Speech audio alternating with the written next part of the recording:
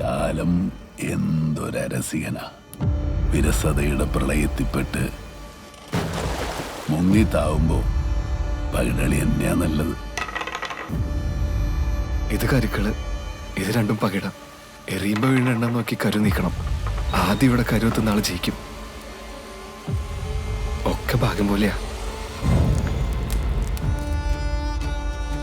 ഇത് കരുക്കള്, ഇത് രണ്ടും പകിട.